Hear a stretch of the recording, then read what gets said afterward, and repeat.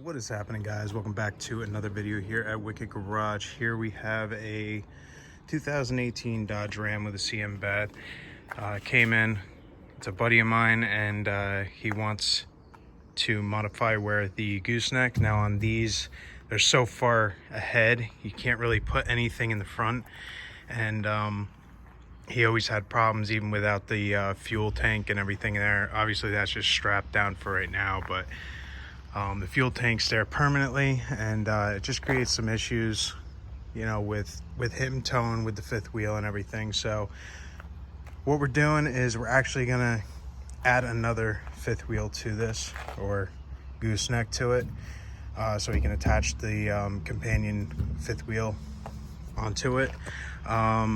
He doesn't want me to weld anything onto the top of this, so we're gonna try to make something really sturdy using the B&W weld-in turnover ball gooseneck. So it has the arm and turnover ball, and then obviously you would put this underneath, make a frame going across, and then weld all this out around there, and then weld this to the top.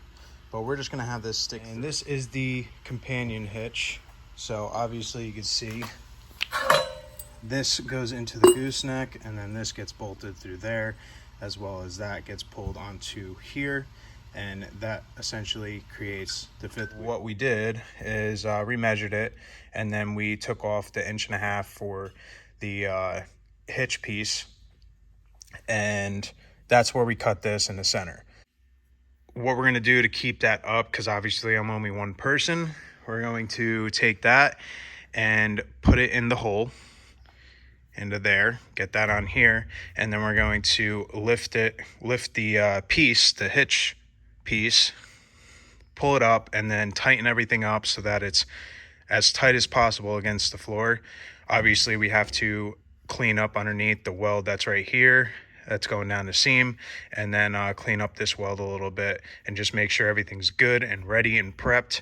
And I'm going to paint the top of the hitch itself before we actually put it up. All right, so we got the B&W fifth wheel companion on. You can see I got it just sort of lined up right there. Obviously it's not tight. What we're going to do is we're going to stick the gooseneck hitch underneath, and then we're going to pull that all up and get that pinned and make sure this is all as pushed up against the floor as possible. I used Sem gloss black on this.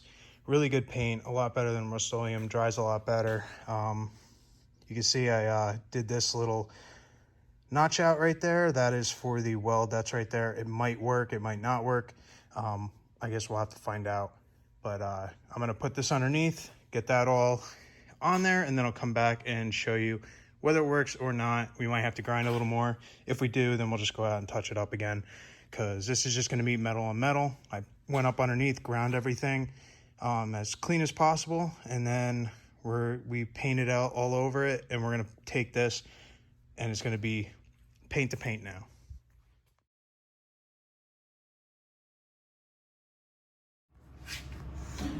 All right, guys, so I got under here, I welded this side, so I'm trying to put as much weld as I can. I'm also trying not to produce any heat to where it'll start peeling the powder coat off of the top, so I got to be careful with that. So like I said, I'm not doing the top right here, and then I actually put a piece of 3/8 by 3 inch all the way down, and then we have a little overlap that comes over this, and then we're going to put I found a 1 3/4 inch tube, which would push this to 8 inches, exactly what I need.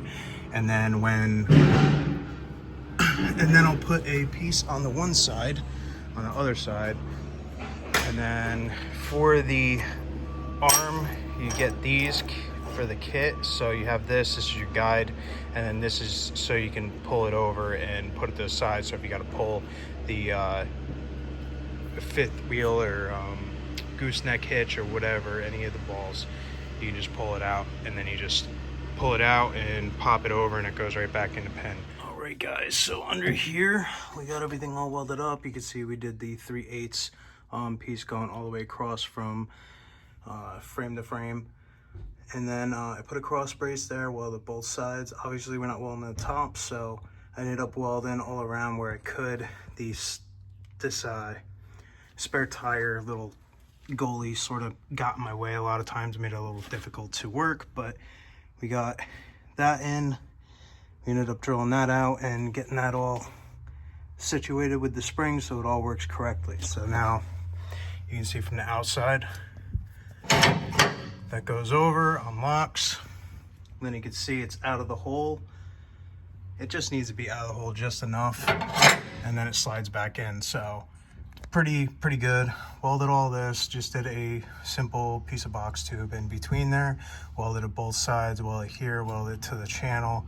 So we made everything as sturdy as we can with this. So yeah,